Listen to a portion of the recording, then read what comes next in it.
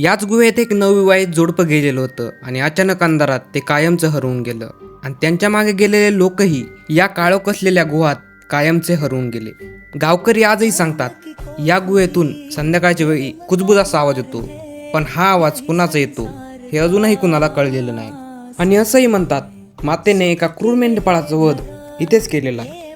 तर नमस्कार मित्रांनो, मी मनोज आणि स्वागत आहे तुमचं आणखीन एका नवीन ब्लॉगमध्ये. ब्लॉग बऱ्याच दिवसांनी येतोय, त्यामुळे म्हणलं काहीतरी वेगळं दाखवावं.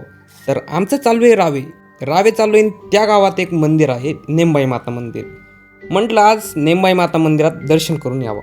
हे मंदिर अहिल्यानगरमध्ये असलेलं संगमनेर तालुक्यात ओझर खुर्द गावात आहे. निसर्गात वसलेलं हे मातेचं मंदिर खूप सुंदर आहे. मंदिरात प्रवेश करताच विशाल अशा खडकाच्या खाली मातेची मूर्ती विराजमान आहे.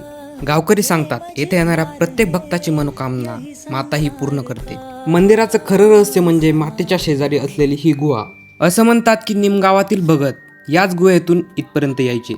आणि या मंदिरातील सर्वात थरारक कथा म्हणजे एका मेंढपाळाची कथा. असं म्हणतात तो आपल्या पत्नीला रोज त्रास द्यायचा. शेवटी तिने देवीकडे न्याय मागितला आणि मातेने त्या क्रूर मेंढपाळाचा वध केला.